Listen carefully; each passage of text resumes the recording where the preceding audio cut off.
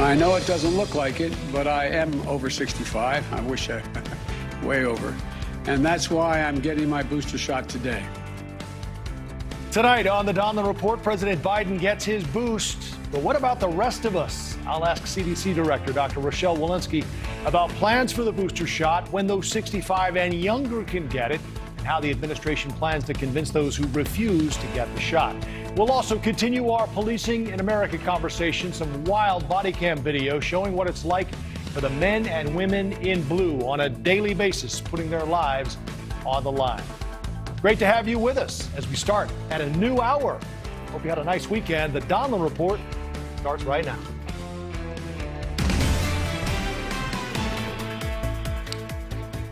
Good evening. If the reality hadn't set in by now, then this weekend was a brutal reminder. A father doing what no parent ever imagines having to do in their lifetime. Speaking at his daughter's, Gabby's, memorial service, Joe Petito's message echoes what most parents might say to their kids. Get out there and live your life. If there's a trip that you guys want to take it now. Do it now while you got the time. Life is short. Joe Petito learned that the hard way. While we encourage our kids to spread their wings, deep down inside, what we really want is for them to stay on the couch with us on Saturday nights and watch movies. But that's not reality. We do want them to experience life. We also want to be there to catch them when they fall, something Joe Petito tragically could not do. I can just imagine the pain. So he's left to tell us this about his daughter, Gabby, gone much too soon. Gabby is the most amazing person I've ever met. So if you're going to leave here today, I'm asking that you guys be inspired by the way she treated people. All people. Love knows no gender. Love knows no bounds. As the search for her fiancé Brian Laundrie intensifies, reality TV star Dog the Bounty Hunter joined the effort this weekend, showing up at Laundrie's parents' house. Meantime, a warning from Gabby's father, something all parents of little girls can certainly relate to. If there's a relationship that you're in that might not be the best thing for you, leave it now. Petito's parents will have a news conference tomorrow, and in the meantime, with each passing day, anger and frustration is growing as Laundrie remains missing. News Nation's Brian Etten joins us tonight from outside the Laundrie home with more on the search and what's happening at that house on a daily basis now. Brian? Yeah, Joe, the search continues. Still no sign of Brian Laundrie, and it has really gotten tense outside the house. Take a look. This has literally been happening all day long since 7 a.m. this morning. We were here. These protesters came out. They've got a bullhorn, both of them, and every hour on the hour, they say they want to send a message to the Laundrie parents. Let's listen for a second and listen to what they're saying.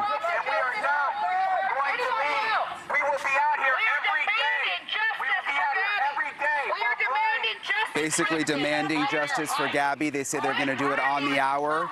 They want to send a message. They say they want the parents to start cooperating with the police, Joe. Brian, I can only imagine what the neighbors think of this. Is there something police can do to move folks off of that street if they're creating, say, a noise disturbance? Yeah, some of the neighbors have been frustrated. Some of them, most of them, I would say, that I've spoken to seem to sympathize with the protesters. But basically, the police and the protesters sort of came to an agreement. Instead of constantly being on the megaphones all day long, they agreed that they would just do it for 5 minutes every single hour on the hour. All right. Brian, what else can you tell us about Dog the Bounty Hunter? I know he showed up there over the weekend. Yeah, it was interesting. We were out here on Saturday. We weren't expecting it. All of a sudden, this Jeep Wrangler rolls up. Dog the Bounty Hunter gets out. He goes to the door of the house, and he says he's now on the case. Take a listen.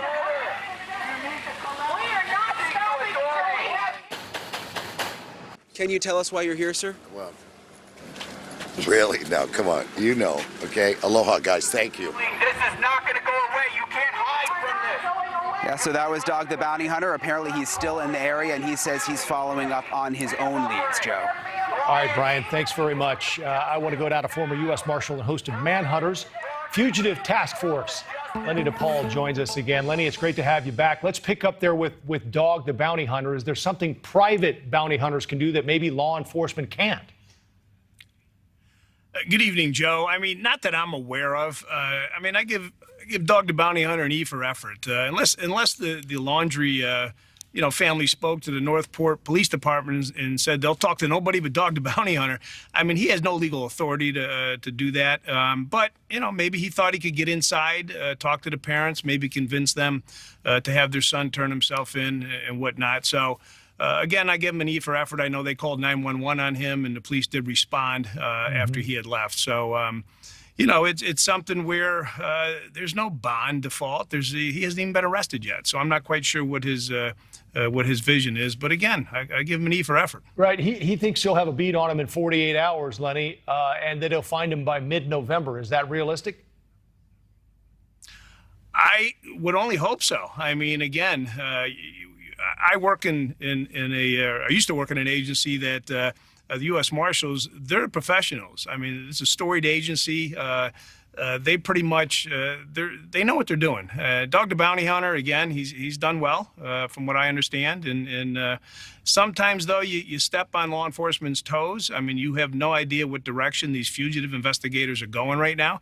So you got to be careful. Mm-hmm. You may make a phone call into a number that shouldn't be called, or, I've seen other things happen with bounty hunters. But again, I'm not picking on Dog the Bounty Hunter. He does a great job, but it just needs to be careful. Lenny, everyone wants to resolve this quickly, and you know better than most that this can take time. And in some ways, I'm guessing you have to wait these fugitives out.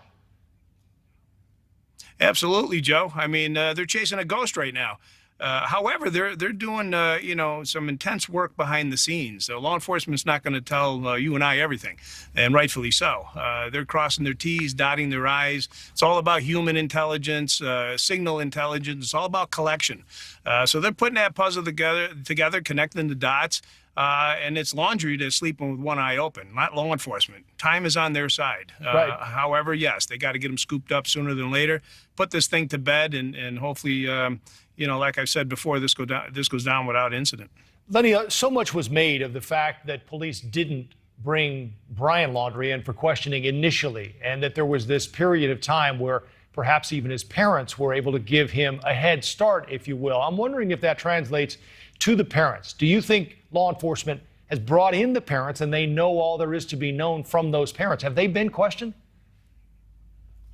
I would assume so. I mean, again, there's been a lot going on. The timeline is way off. The parents not cooperating.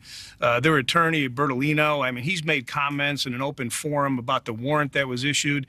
I think he said something to the fact like the warrant came out after she had died. Well, how does he know that? I don't even know when she had died. We don't have a timeline or a day or an exact time. So he's saying that for a reason. The arrest warrant that was issued, the federal bank fraud charges that they issued, aiding and abetting, harboring a fugitive. I think he's setting the table for his client that they can't be charged once this thing gets put to bed. When the dust settles and the smoke clears, Joe, people are going to talk. And if in fact they did not cooperate with law enforcement, they're liable for these. They can be charged with aiding and abetting or harboring a fugitive. However, the timeline is there. Oh, wait a minute. No, you can't do that because they had no knowledge of the warrant. It wasn't issued until after the fact, and they didn't know where their son was. So, again, it seems like they're playing. I don't want to say playing a game, but I will say that, and that's what it appears to be. I'm hoping they had a conversation with the parents. I've interviewed family members, mom, dad, relatives, cousins. The first thing, I sit down at the kitchen table and I talk to mom, and I look them straight in the eye and I say, Mom, let me ask you a question. If you knew where your son was, would you tell me? And 9 times out of 10, Joe, they're going to say, no, I won't. Now, that tells me 2 things. 1, they know where he is. And number 2, I certainly got to take a hard look at mom and dad and cell records and so on and so forth. So, fascinating. I mean, that speaks volumes in itself. So we're a week into this, Lenny. Where's your mind right now? Where do you go when the initial clue or clues are sort of drying up? What are you thinking right now? Initially, maybe, this initial manhunt is kind of, I'm going to say relaxed, but where he was supposed to be at the reserve, I always thought that was something that didn't exist or wasn't true. But tips are coming in left and right. No one's relaxing with respect to the investigators. They're doing their homework. They got a lot going on behind the scenes, and like I said, they're not going to let You and I know everything. I'm sure they're knocking on doors, Q&A-ing people. They're up on subpoenas and court orders, and I can only imagine what they're doing with, as I always say, who's who and is who. But you know, this guy's out there. He's somewheres.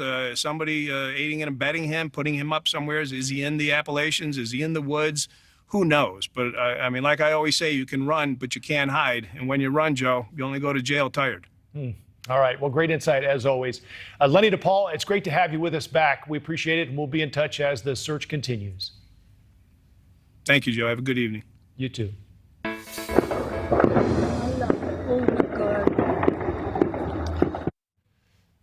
The sound of gunshots from a Mexican cartel, at least according to Border Patrol. That sound captured just north of the U.S.-Mexico, where News Nation's Leland Vittert, host of On Balance, is tonight, right now, live in Mission, Texas for us. So, Leland, tell us a little bit more first about these gunshots and where they came from. Joe, heavy weapons used by the cartels just across the border from one of the National Guard outposts that we visited here on our trip to the southern border. Standing right now, you can see the Texas Highway Patrol boats. They have heavy weapons as well. They need them because of what they go up against in the cartel. For you, Mexico would be probably a 6-iron or so from where I am right now. For me, it's only a pitching wedge. But it's incredible when you see the problem that both you and I have been highlighting on our shows up close and personal, because you have this huge dichotomy from people who are spending their very last dollar and risking everything to come to America because they simply want a chance at a better life. They are desperate to the point that they're willing to send their kids across, literally unaccompanied. We ran into 7, 8, 9-year-olds who were by themselves, terrified in the Texas heat, having walked miles on a long journey, finally being picked up by the Border Patrol. And on the other hand, you have these cartels that are now exploiting the void of law enforcement here in the Rio Grande Valley because everybody moved up to Del Rio to deal with the Haitians under the bridge. So now you've got a record amount of gun running, drug smuggling, and human trafficking here in this part of the border, Joe. Leland, give us a little more on what you're going to have. You're live from your show down there all night. I know today you took a couple of ride-alongs. Is that right?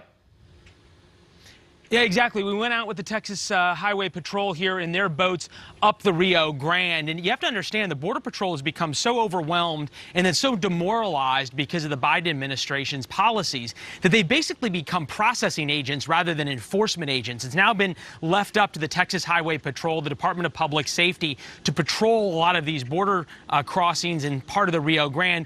Also left up to them to try and do a lot of the enforcement against the human smuggling and then also the narcotics trafficking. So we were out on their patrol boats earlier today. Then we went up in their helicopter as well to take a look at just how difficult of a job they face.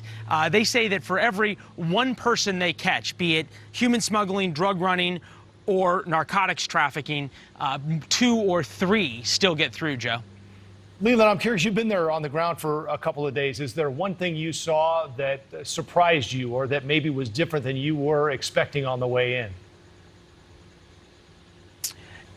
in? The heartbreak that you see when you see an 8 or 9-year-old kid without their family that's made a trek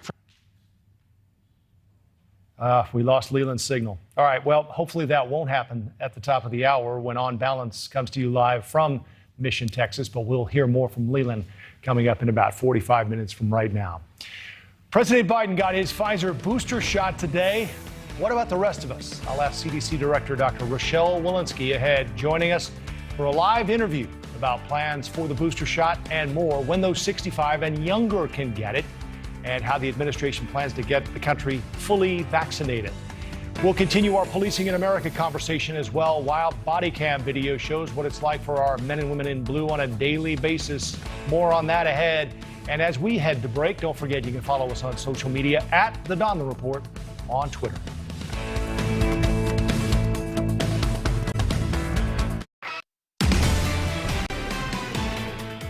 Boosters are important, but the most important thing we need to do is get more people vaccinated. This is a pandemic of the unvaccinated. That was President Biden today, just before getting a COVID vaccine booster shot. He is among both the nearly 67% of adult Americans who are fully vaccinated and the 83% of seniors. But his televised booster shot comes among some recent confusion over who exactly should get a booster and who shouldn't. So who better to ask than Dr. Rochelle Walensky, the director of the CDC. Dr. Walensky revised a panel recommendation last week on who should get that third shot. And we're pleased to have her with us tonight. Dr. Walensky, why go beyond that panel and recommend it for even more people? Good evening, Joe. Thanks so much for having me. Maybe first I'll back up and say among the most important things we can do right now, and I will reiterate what President Biden said today, is get all of those people who are unvaccinated, the 70 million Americans who are unvaccinated, vaccinated. Last week, we made recommendations of who should get a booster shot to increase their protection, optimize their protection of people who are already vaccinated. And so this really pertains to people who received the Pfizer dose, the Pfizer vaccine, and these are people who are 6 months or more out of their second shot. These are people over the age of 65, those who are at high risk of severe disease by virtue of their underlying conditions, and those who are at high risk of disease by virtue of where they live and work. In terms of what happened last week, the process works like this. There's an FDA advisory panel, the FDA authorized, there's a CDC advisory panel, and the CDC makes recommendations. These were very public, scientific, transparent meetings, and I listened intently to all of them. And really what I did is I fully endorsed the recommendations of these panels, which were for people over the age of 65 and for people with underlying conditions. And then I also recommended, in line with what the FDA recommended and many of the people on the CDC advisory board, to add in those people who are at high risk by virtue of where they live and work. These are our frontline workers, our healthcare workers, our teachers who were vaccinated first. So my question to that, doctor, is that if they need this, and why don't the rest of us need it? I guess the question is, how long does my vaccine last? Because at this point, I'm not really sure. Why do they need it and we don't, the rest of us? So first of all, these are people among the people who are vaccinated first. They are sort of longer into their vaccine than many of the other Americans are. The second reason is because they are every day on the front lines confronting people, oftentimes with COVID, who they are taking care of. They are caring for the most vulnerable. They're often taking care of or teaching the unvaccinated in our schools. So that was the reason for the rationale right now. But what we are doing at the CDC is monitoring this in real time. And this is a really important first step to our booster program, but certainly not our last. We have many more steps to go. We will be following the data in real time and updating these guidances as we have more data. The assumption is these folks have a waning efficacy with their vaccine. And I guess I'm just wondering, when the rest of us get to 8 months, 9 months, will we then be recommended to get this booster as well? That would be the vision, but it's not just that they potentially have waning efficacy, but they have really high-risk exposures in real time. So people caring for patients in the ICU who have COVID, we really want to make sure that we optimize their protection. And so I do want to convey that this has really been a slow wane that we've been watching, and that our vaccines continue to work really well. In fact, we know that people who are unvaccinated still have 10 times the risk of being admitted to the hospital and 11 times the risk of dying compared to people who are vaccinated even today. Quickly on this, if people got the Moderna vaccine, can they get the Pfizer booster, or if they got J&J? Right now, this was recommendations for people who got a Pfizer primary series, but we see you and we hear you, all of those people who got J&J and Moderna, and we will, with urgency, address what recommendations for you as well. We anticipate that you, too, will need a boost. We are awaiting the submission of packages from the manufacturing to the FDA, and as soon as the FDA has those packages, they will address them with urgency, and we at the CDC will do the same. We're anticipating those recommendations in the coming weeks. We want to show you some video, Doctor, from Staten Island. You've probably seen this. People stormed a food court opposed to the vaccine mandate. It seems like at this point in the game, people are so dug in. Millions are not going to get the vaccine. Those who wanted it have gotten it. Those who don't want won't. And I guess the question is, with all due respect, do you think anyone is even listening anymore? You know, we are working within communities. We're working with community-based organizations. Not everybody wants to hear the message from the CDC director, but they may hear it from people who've lost loved ones. They may hear it as the people in their community fall ill. And so our work still continues. We are not giving up on this.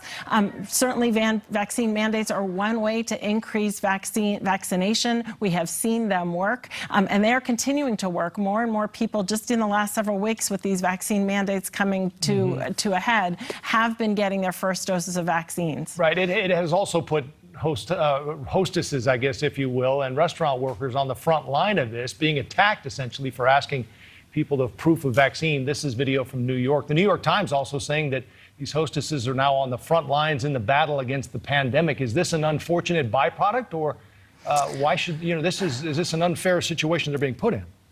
You know, I think the real issue is that we are confronting one another and rather than confronting the common foe. The common foe here is the virus itself, and what we really need to do is unify against the enemy, and that enemy is the disease. And that's what I would really urge everyone to do, is recognize that there are really important ways that we can protect ourselves, our loved ones, our communities, and that is by wearing a mask and by getting vaccinated. A couple more on the vaccine overall. Considering how many have had the vaccine and considering how many people have actually had the virus, how are we not closer to herd immunity? You know, with a more transmissible variant, the Delta variant, the stakes that you need, the levels that you need to get to the so-called herd immunity are even higher with more transmission. And truly what we're seeing is really high rates of community spread in areas that are under-vaccinated. So if you have a really high rate of disease or vaccination in one community, it will likely not spread there. However, if you have these pockets of communities that have less vaccination, that is where wildfire and the disease will spread. So I'm curious on a personal level, Doctor, all of the criticism over the confusion, over the mixed messaging, FDA officials have resigned over the most recent recommendations. What has been the hardest part of this job for you? The hardest part of this job is that we're not unifying together to do what we need to crush this. We have the science. We have incredible stories of people working on the front lines tirelessly to care for people. And, you know, right now it's our own will that is preventing us from getting control of this pandemic. And that has really been the most frustrating. How do you get over the finish line with these final percentages who won't get it? Rolling up our sleeves, hard work, getting to communities, getting to trusted messengers, educating, giving people the information that they need in order to feel empowered to know that this is the right thing for them to do. All right. CDC Director Dr. Rochelle Walensky, thank you again for your time. We appreciate it. If you haven't been vaccinated, go get vaccinated. All Thank right. you so much. That's the message. All right. No confusion. Doctor, thanks again. Thank you. We have some amazing video to show you tonight. An officer responds to the scene of a car accident and immediately jumps into action, pulling a man from a burning car. And we have the story behind this frightening body cam video showing police getting ambushed by gunfire out of nowhere.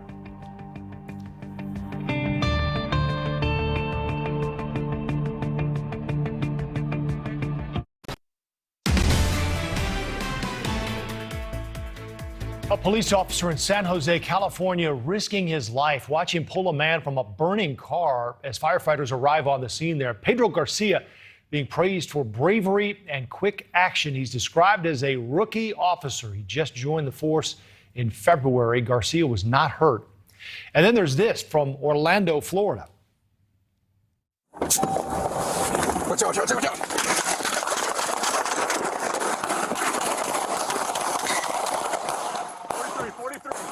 Shots fired.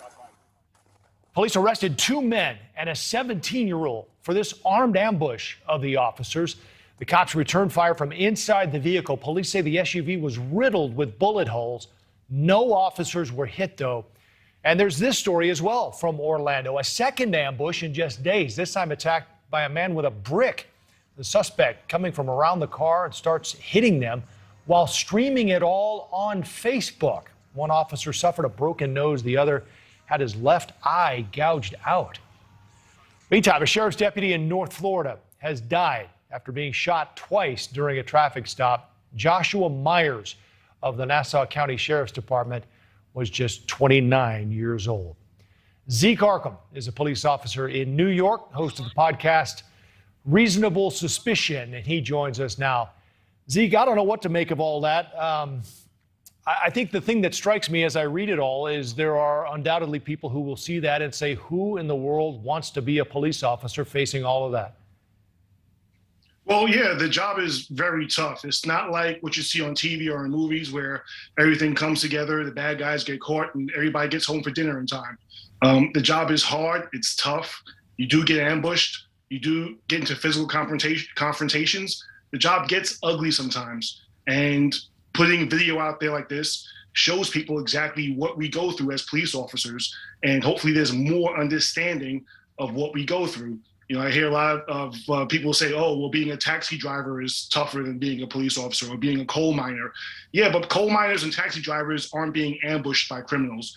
And hopefully people see this video and get more of an understanding. Yeah, we're seeing this video of the officer pulling the man from the burning car. And I think what stood out to me is that you guys might have an idea as you head in, but you don't really know what you're walking into until you roll up on the scene. No, not at all. I mean, a burning car is something that, you know, your reflexes just go in. You just move. You're thinking about saving a life. And that's what police officers do all day. We save lives. You know, we're not trained how to pull people out of a burning car. We certainly didn't go through that in the academy. You move, you react. And this officer that you saw was a hero and just acted. Let's talk about this ambush in Orlando, the gunfire that riddled that SUV. Walk us through what you saw here, because what I saw is that as soon as the door opened, the partner seemed to say to him, watch out, and the next thing you know, man, they're under fire. Well, yeah, I mean, when you have a good synergy with your partner, when you have a partner who, you know, that partner becomes your family. You know, you talk about each other's families, you talk about what you want to do in life, and when something like that happens, you snap into, I've got your six, you've got mine. So, you know, the partner just warned them, and the two cops were thankfully able to escape that situation without being seriously injured. It's hard to believe. An ambush with gunfire is not an ideal situation for anyone, whether you're a police officer, whether you're a civilian, whether you're in the military. And for them to go through this, I mean, it's a jarring episode. So. Yeah. Hopefully the officers were okay. They were, and it's hard to believe when you see those bullets coming in through the windshield like they were. And I guess it also, Zeke, including the other incident that happened in Orlando, shows how quickly these scenes, especially when you get ambushed because you're not expecting it, but how quickly these things can happen. Well, yeah, I mean, the guy on Facebook, I mean, he's doing it. First of all, he had an extensive criminal history. So I wonder why he was even out in the street in the first place. But he's doing this for likes and click on social media. I mean, it just speaks more to a culture of disrespecting police and doing things for the internet just because you want to make a name for yourself. It has to be addressed, and the disrespect towards law enforcement just has to stop, or else you're going to find this element where they're going to stop attacking cops and they're going to start attacking civilians for clicks and fun.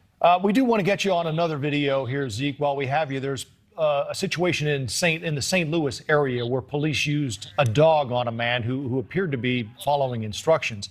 I'm sure you saw this, Zeke. It doesn't look good. Why would police use a dog? I mean, we know that they use dogs to bring people down, but this guy seemed to be standing there spread eagle. I'm not sure. I know dogs are always used when an officer feels as if his life and his personal safety is in danger. In that situation, I'm not sure of the circumstance. I don't know what the officer thought or heard. A lot of times when people appear to be submissive, they're moving towards a gun and now obeying commands. I'm not sure. That's something where a full investigation has to take place, and they have to really talk to the officer to find out what was going through his head. One more thing, Zeke, the story in the New York Post showing people shooting up in broad daylight in Midtown. What's happening with this? I think it's been this administration that's running New York City right now seems to want to cater more towards social justice issues instead of people feeling safe and quality of life issues. I don't understand it myself. People living in that area, people working in that area, they have a right not to have to step over a drug addict when they're trying to get to work and they're trying to get home. And it just, during the last election, a lot of people felt unsafe. Public safety was the #1 issue. It was the #1 issue for a reason. And hopefully the next administration coming in will see this, will listen to people, will listen to voters, will listen to people that live and work in this area, and start taking care of that. Something has to be done, or else New York City will not hold. Zeke Arkham, police officer in New York and the host of the podcast Reasonable Suspicion. Thanks for the time, Zeke. Thank you for having me on. 911, what's your emergency? Actually, you have to call another number. That's something you could hear in Austin, Texas very soon. In fact, beginning October 1st.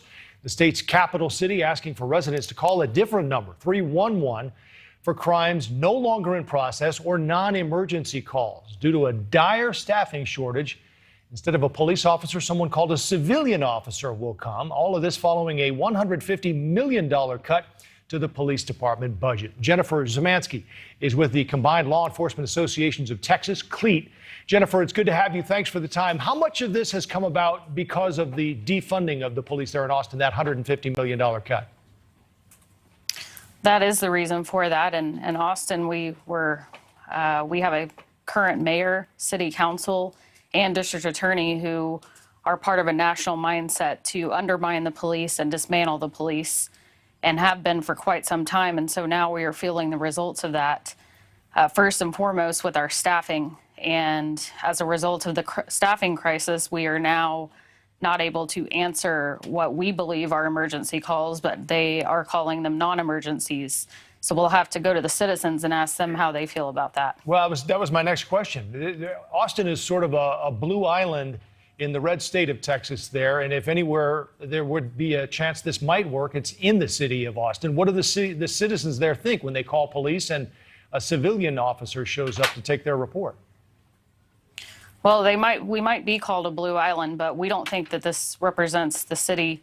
We don't think it represents what the city feels and our citizens want out of the Austin Police Department.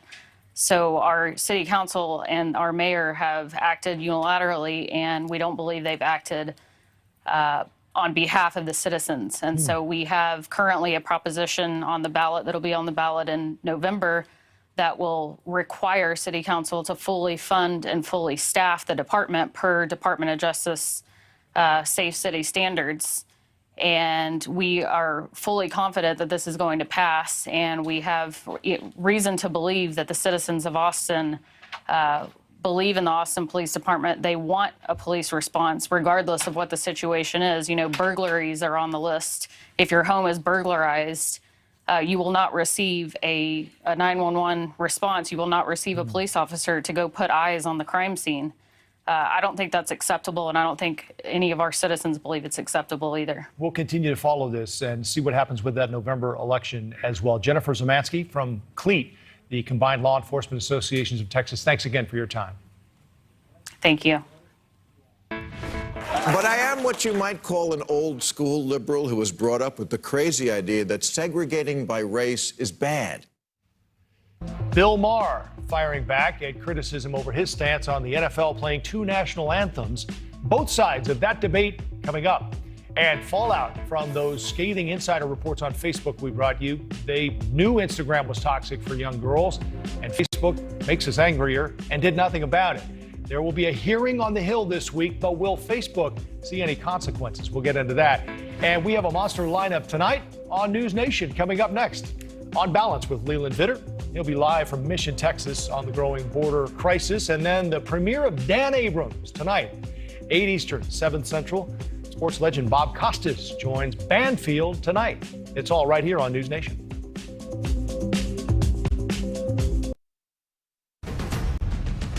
Welcome back. We do have some breaking news here over the budget battle going on in Washington, D.C. right now. Senate Republicans have blocked a bill that would have prevented a government shutdown. Let's go to D.C. right now and get the latest from News Nation's Joe Khalil. Joe?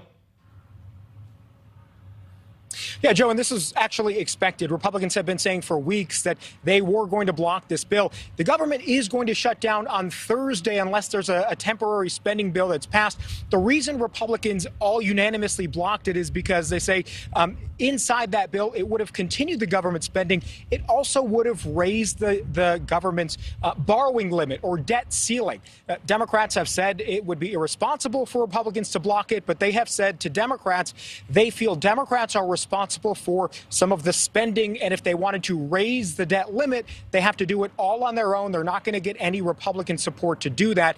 There is a mechanism where Democrats could achieve that by themselves. They tried to go the bipartisan route, but again, Republicans stayed firm. They said, they telegraphed for weeks they were going to do this, and we just saw it today. So where we are now is there is a government shutdown that is looming Thursday night at midnight into Friday. That's when the government runs out of money. So they have a couple of days. We'll see if they can come up with something, a temporary spending plan. But that is the situation, at least right now, from the Senate floor, Joe. Joe, thank you very much. We will continue to follow this, and obviously we'll watch that Thursday deadline as it continues to loom. Joe, thank you very much again, live for us in D.C. A feud is brewing between two outspoken talk show hosts, both considered to be on the liberal end of the political spectrum. Comedian Bill Maher clapped back at The View host Whoopi Goldberg Friday night during an episode of his HBO show Real Time. The latest in a back and forth over the NFL's new pregame ritual of playing Lift Every Voice and Sing, known as the Black National Anthem, in addition to the national anthem. Here's some of what they had to say. New rule, the only time there should be two national anthems is when the other team is from Canada. But I am what you might call an old school liberal who was brought up with the crazy idea that segregating by race is bad. That's what I was talking about. I think because we have gone backwards a good 10, 15 years, we're having to re-educate people.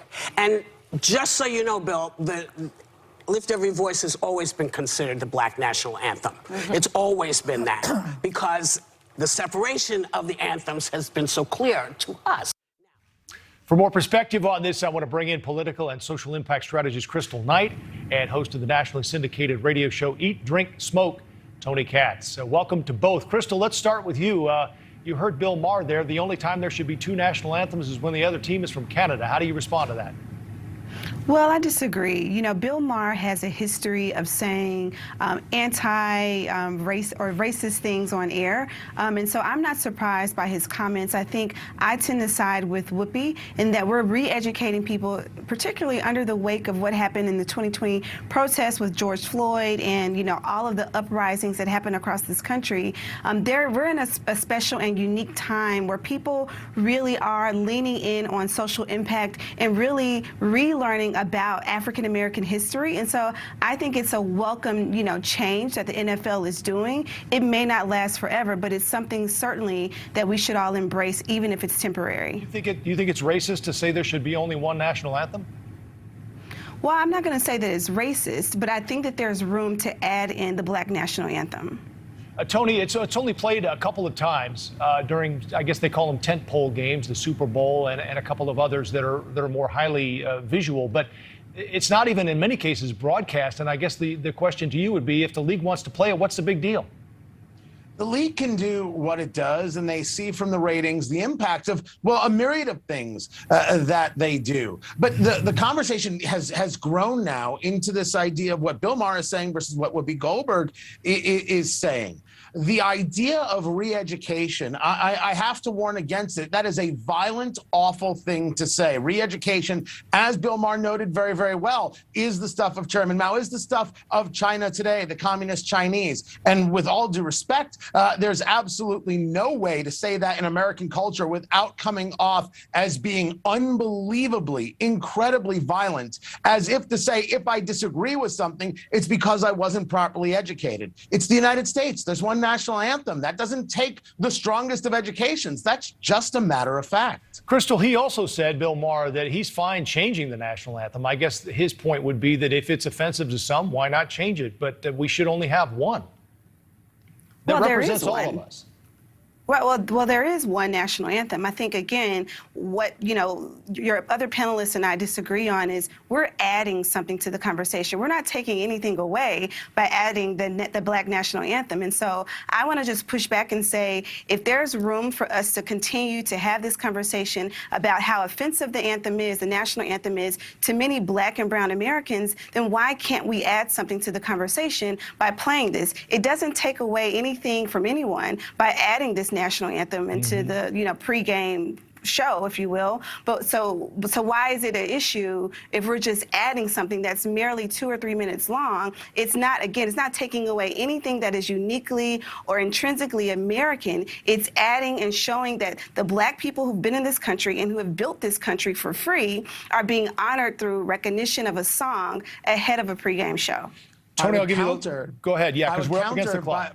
By saying that this isn't about Black and brown people. This is about liberal ideology, because not all people of a different skin color would agree with you. So this is about and that's fine. That's fine if they don't agree. To a conversation of race.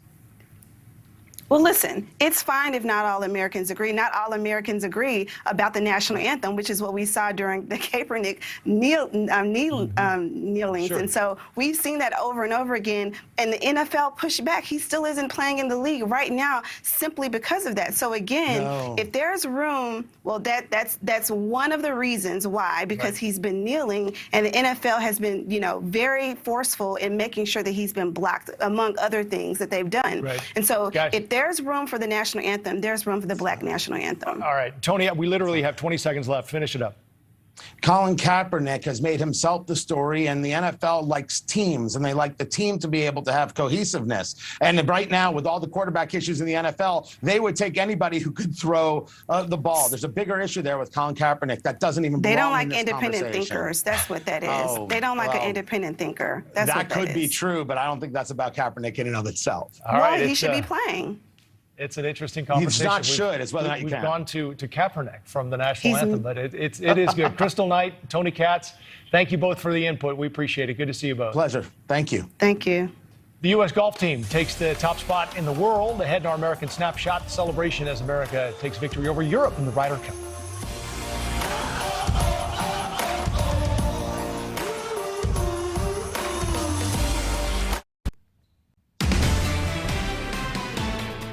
The U.S. team put on a dominating show over Europe at the Ryder Cup in Wisconsin over the weekend. We have a little bit of that for you coming up on our American Snapshot. But first, just a quick lineup note. News Nation tonight, On Balance with Leland Vittert. He'll be live from Mission, Texas on the growing border crisis. Then the premiere of Dan Abrams tonight at 8 Eastern, 7 Central. And sports legend Bob Costas joins Banfield tonight. So let's get back to our American Snapshot, shall we? I hope we have the video of it because the U.S. looked great over the weekend.